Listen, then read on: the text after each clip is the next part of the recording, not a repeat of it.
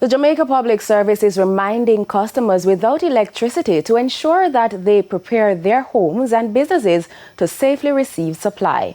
The JPS says those customers who experienced flooding, high winds, or structural damage due to Hurricane Melissa should be especially vigilant. The company says with flooding, water may have entered the sockets or wiring.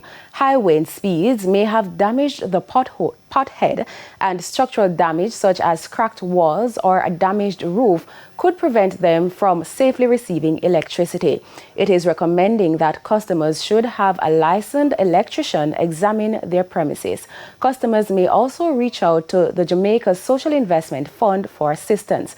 The JPS says fewer than 17,000 customers remain to be restored across St. James, Westmoreland, St. Elizabeth, Trelawney, and Hanover.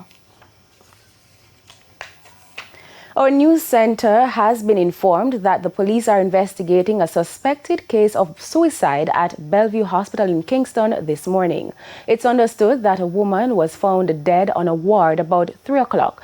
The hospital has confirmed the incident and said an internal investigation is underway. Persons in need of support can call the Mental Health and Suicide Prevention Helpline at 888 New Life. That's 888-639-5433.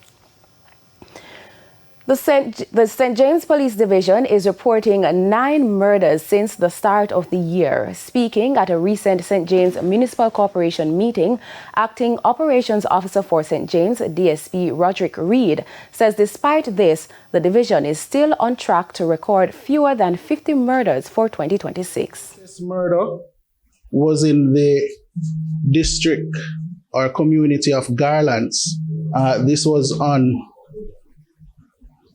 on Tuesday, February 10. I just want to say that the suspect is in custody at this time, and in short order, he will be charged.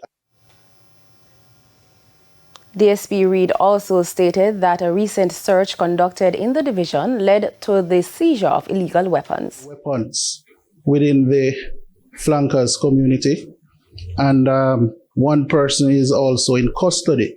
As a matter of fact, he has been charged this morning as it relates to one of those weapons. He chose to have his day in court, and he did not challenge the police in a gunfight. And we want all persons who are so in possession of illegal weapons to follow this sort of channel. He is also asking for the public's patience as the force continues its work to restore peace in the parish and by extension across Jamaica.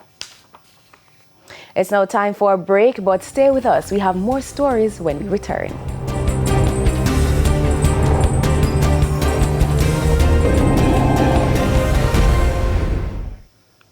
Welcome back to the Midday News. Thanks for staying with us. It's now time for the Business Minute.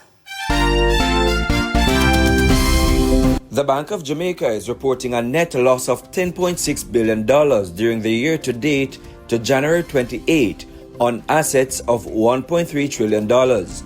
This was a tumble when compared with the net profits of $4.7 billion recorded on assets of $1.1 trillion in January of 2025.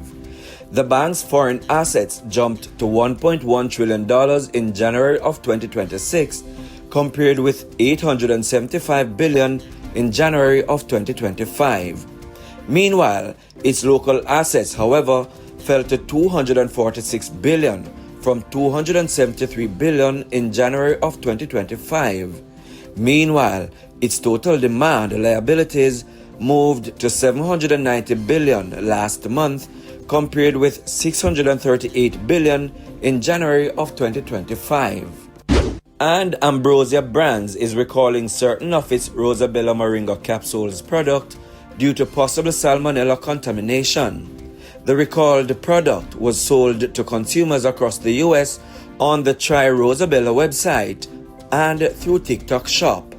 To date, there have been 7 illnesses resulting in 3 hospitalizations due to salmonella contamination. Ambrosia Brands is urging consumers to reach out to the company if they have any questions about the recall. For the Business Minute, I'm Prince Moore. Here's Aliyah Bryant with the top regional and international stories. In the region, former St. Vincent and the Grenadines speaker Jomo Thomas says the Caribbean owes Cuba a debt of gratitude as the island faces deepening hardship from new U.S. restrictions. U.S. Secretary of State Marco Rubio, the son of Cuban immigrants, says economic reforms could ease pressure as the Donald Trump administration tightens its oil blockade. Mexico has sent humanitarian aid, while Thomas warns the crisis is being driven by foreign pressure. And on the international scene, the U.S. Department of Justice has sent Congress a list of politically exposed persons found in files from its probe of convicted sex offender Jeffrey Epstein. The 6-page list includes prominent figures across politics and business.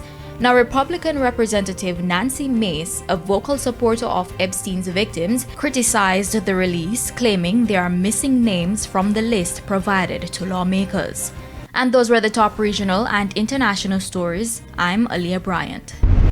Residents in Lacovia, St. Elizabeth staged a protest in the Rice Feast community this morning over alleged police brutality. Residents say they are tired of what they describe as abuse and are calling for urgent intervention to address the issue.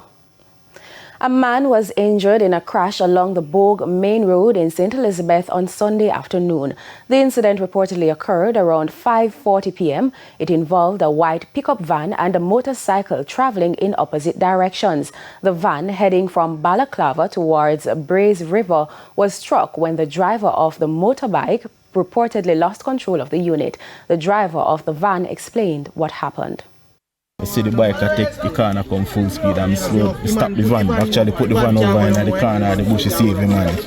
And straight in the van, straight in inside the van.